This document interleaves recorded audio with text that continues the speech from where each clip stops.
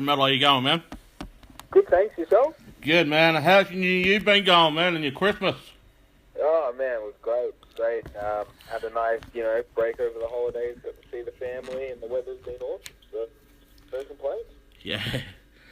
Well, while we got you on the phone, we've got 20 minutes. We're talking about the brand new album, Xenocide. I want to ask, before we get into the nuts and bolts of that, before I get into the nuts and bolts of that album, I want to ask, with the way the music industry is at the moment, and a lot of my favourite bands are reluctant to record new music because there's no financial model for them to record or produce another album. With you being under the Nuclear Blast banner and being Australian also, but going overseas and do albums overseas and also live performance, how do you see the financial model when you do a new album like Xenocide? You always hope that the fans will pick it up and support the band if they like the music. And I do think that albums still to this day, you can still make profit out of them. So I do believe that an album is always good because it promotes the band and it shows the fans that the band is still writing and creating new music for everyone to enjoy. And at the same time, with good pre-order deals and good merchandise for sale, I believe the band can actually make a good amount of money off an album if it's promoted right, and obviously if the music is good. Because there's a lot of things that are happening in the music world. I mean, people like Metallica and Iron Maiden still sells their albums well, but with the pirate downloading and so forth and sharing on that, the figures could have been double if that model wasn't there at all. But that's the way the technology is at the moment. Anyone wants to try before they buy now. All you got to do is just type it in on the computer and it's sitting there on your laptop or your computer, whatever, and so forth. But with you guys being based here in Australia, and not just you guys, there's a lot of other things. You guys just make music because you love to. Where the financial model is big or small, it doesn't matter here because you got a passion for it, and that's how you endorse that, by doing an album like Xenocide and previous albums as well. Yeah. So basically, getting back into the album, you guys did a bit of a musical change, so to speak, from what I'm hearing. But with the landscape of it all, it's still that canvas where all of you had to paint on that. Yeah. In the studio little board. Yeah. Yeah. So basically, after each person did their, section of tracking, for each song, we had to draw a picture that represented the pre-production title of the track inside the studio. So basically, everyone drew a picture on the little grid after they, finished doing one song, and I was obviously the worst drawer for out of the band. I was drawing stick figures when everyone else looked like they had masterpieces being drawn. But it's a lot harder than it looks like, because you weren't allowed to rub it out and redo the pictures. So yeah, it was a different experience. So with that new direction in music, do you think it's going to create new fans, or I mean the fans are going to be there no matter what, but you think the way that you're musically direct yourself to a different level, you think you're going to bring a lot of new fans on board that haven't yet discovered you guys yet? Yeah, man. I reckon with the way that the band's sounding at the moment, it's really good for people that might not have heard of the Aversions Crown before, because it's very atmospheric. And if you're into heavy music and you're like fast, intense, drums and real heavy gutturals, but also a very diverse range, I think that there's a little bit in every song that someone could enjoy from Aversions Crown, even if you're not the typical casual sort of death metal fan, you might just enjoy the melodies, or you might even just enjoy the ambience, the way that the lead guitar makes you feel. But yeah, I reckon it doesn't really matter who you are, you might be able to find something in our album that you like, for sure. And what is surprising enough, that your touring cycle basically took you over the world and came back and you've done some more. I mean, Subcroptic is probably one of the top bands in Australia at the moment. You guys been on tour with them as well. Soilwork, they've been doing numbers as well, and funny enough, after their Australian tour, their drummer went to Megadeth, so that's all in a complete circle on its own there. But you were just saying that how you fed off and get encouraged by all the bands that you've been on, and you can feed off that and you can work hard in the studio on especially the new album, Xenocide. You guys took all that credibility over to Florida to create the album as well, because with all that being said, now the landscape for 2017 is in front of you now. Yeah, man, yeah, for sure. Well, actually, when we tracked the album, we didn't actually fly over to Mark Poida to track it. We actually tracked it with a friend of ours, well, not a friend, a person named Mercer, Adam Mercer, who works at a studio in Brisbane. And we tracked the album there with him, which is quite local for everyone, but we sent it over to America to get mixed and mastered. So, yeah, basically, we did all the tracking at home here in Australia, but at the same time, we did send it overseas to kind of get a mix from a really well-known producer, which was Mark Poida. And I was really happy with the way he mixed it. I think he added a real good raw element to the mix, but he also made it, very neat, and you can hear everything quite equally. So, yeah. Well, with the songs that you released over the course of 2016, hinting a new direction, which is tracks Parasite and Airbus, was that a bit of a spoiler for the fans to say that you are hinting a new direction, or would that just to say, this is who we are today, we're not going backwards, we're going forward? Yeah, it's basically that, yeah, we're not going backwards, we're going forward sort of thing. It doesn't matter at what point, where you are in a band, you always want to evolve and try to do something new and not do the same thing over and over again. And I just feel with this album, we had a bit of a lineup change, and we decided, we're going to try and evolve a bit to, create a bit more of a metal sound, but also keep the roots that make Aversions Crown what it is. So, yeah, I think the Erebus and Parasites really did kind of hint at a new direction. But also at the same time, the album is also going to have the same sort of feel that the older albums had, just with a few new elements to it. Yeah, I do think, it did give a bit of an idea of how it's going to sound, especially Erebus with the whole chorus. But yeah, I think overall it's a mixture of how it used to sound and a little bit of an evolution of the band. So how was the limits being pushed in the songwriting ability? Because you all had talent and you all work off each other inside the camp when you get into the trenches and you get your fingers on the bone, so to speak. But how challenging was this one to stretch the limits compared to previous albums that you've done? I think we always try and outdo ourselves, with every new release, with every new song that we write. So I think it was basically just, we wanted to keep trying to do something new, something fresh that, we hadn't done before. We did want to keep it very similar, but we also wanted to kind of add a new sort of atmospheric feel to it. And I feel we have we have a few parts in the album where there's only just, guitars and drums, and it kind of gives a real melodic sort of ambient feel.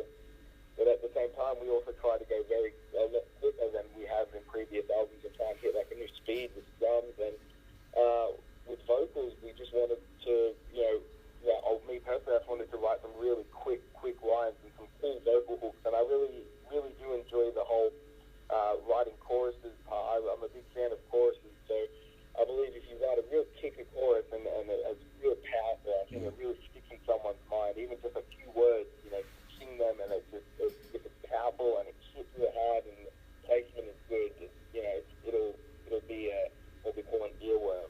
Yeah. So it'll stick with you. Well, you guys played on festivals like Unifier Gathering and Taste of Anarchy, among others.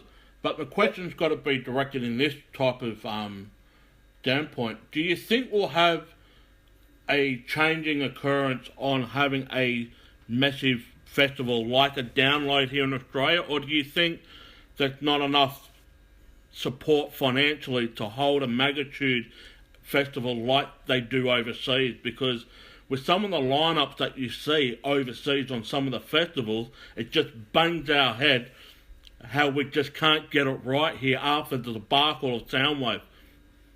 Yeah. I think that there is a great market here for festivals in Australia. I just think it's a massive risk for a lot of bands, and it's also a lot more expensive as opposed to, if you're in America or Europe, the festivals might be a bit cheaper because bands don't have to travel as far, whereas if you want to do a real big festival like overseas, a lot more bands have to travel over, which is a lot more travelling costs for promoters and people who are running the festival. But I do definitely think it's viable. I think that we have a very, very, very good music scene here in Australia. I just think it's a difficult, we're in a difficult position being so far away from the rest of the world.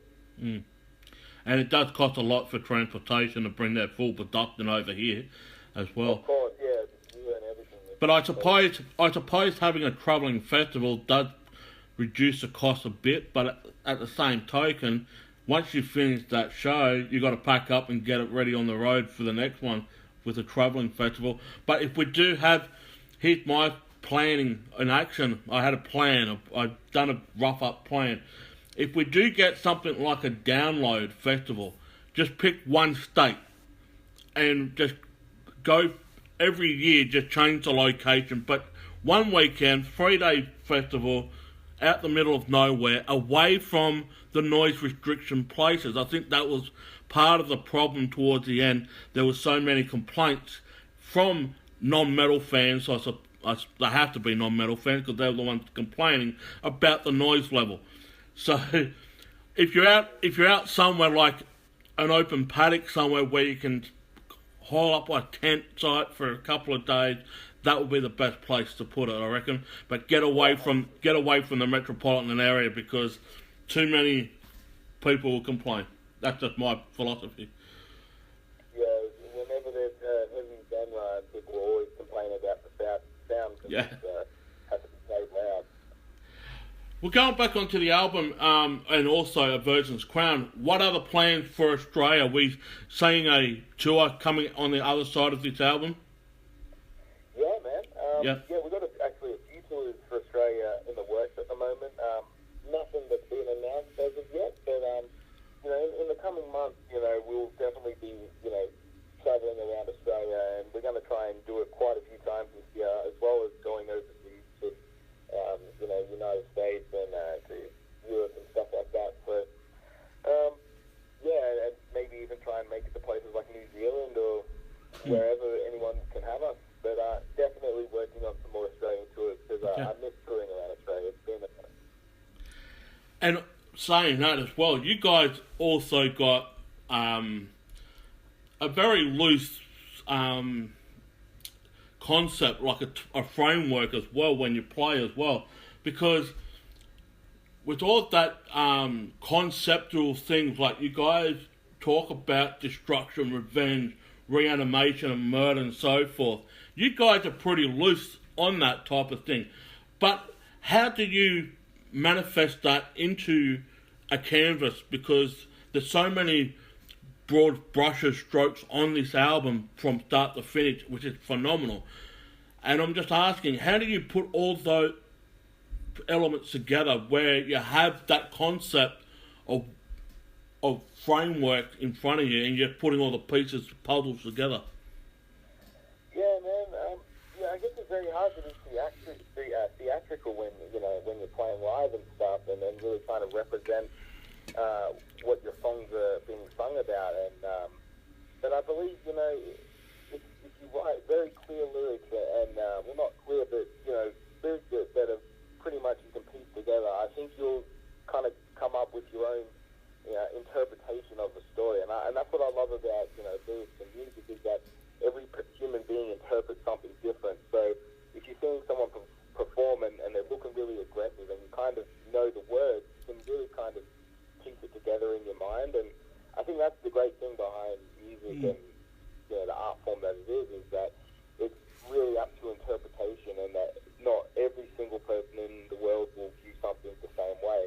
Yeah. And I think that's what makes it for a truly unique experience, from person to person, is that each person will experience it a different way, whether that be positive or negative. Yeah.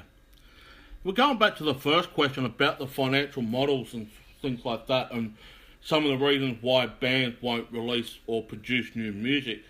Most of the time when they perform live, the crowd wants to hear the older stuff rather than new stuff. But I reckon that's a catch-22 situation, because sometimes when a new song gets played, in some cases with some bands, they take the new songs off because it's not getting over to the crowd as much as they want to. So therefore they go back to the safe way is to play the classics old stuff. Have you guys ever challenged that yourself? When you do put a new album out, it takes a bit for the newer songs to get over, or do you just blend it all together to, oh well, this is a set list for the night, we'll see how it goes. If it works, it works. If it doesn't, it doesn't. Yeah, man, I think we try and go for a 50-50. We add, 50% the classics that we know everyone wants to hear when they see us play. But we also do another 50% of new tracks that we're trying to promote that people might not have heard. And I think that's, usually the best bet, is because at the same time people are getting, what they want, and at the same time they might discover something they don't know. So, I think the best bet is just to kind of separate them, is like either at a standard format of playing a new song, then a classic, then a new song, then a classic, or, half the set is all classics, and then you announce that the other half of the set's going to be new songs. Yeah. And whichever format you decide to use, I believe that's the best way for you to play live shows and promote your new material at the same time, because a lot of people might not have heard the songs, and then when they hear them, it automatically becomes one of their favorites, and it was just a simple, they had never heard it before, and that's the beauty of playing shows to a crowd. Well, I'll just go back to two bands that I just mentioned before, Iron Maiden. When they came here to Australia, 6 songs off their new album was put into the set list. And there had been some people saying, oh, I wish they did Run to the Hills and blah, blah, blah, blah, blah. But the thing is, this was the Book of Souls tour. It wasn't the Greatest Hits album tour. Because every time Iron Maiden does come to Australia or go on tour, the one after it's the Greatest Hits album tour, so to speak. Or they have some type of story they want to do, like Somewhere Back in Time, or they want to do an album from top to bottom, and so forth, so forth. But with Metallica, for instance, when they first, just before they released the album, they released all the singles as a video clip. So how many of those songs have been put into the set? I know a couple of songs were thrown in up at China just recently. So they're another band that constantly change their set list every single night. I'm not saying you guys do or not, but the thing is, I like to see the blend. If you're out on the road off a new album, you're selling that album to the audience by playing it live. Yeah, man, for sure. It's definitely good. And exactly what you said is sometimes we do that as well, where we will just decide, we played a week into the tour and we're like, you know what, we want to play maybe 2 different songs, and we know that they're, classic, or maybe we'll pick one other classic and trade it for another classic, and then another new one and trade it for another one, just to kind of keep things fresh for us. Yeah. Well, Mark, it's all the time we got for, man, but I cannot wait for you to get on the road after this album get really out there.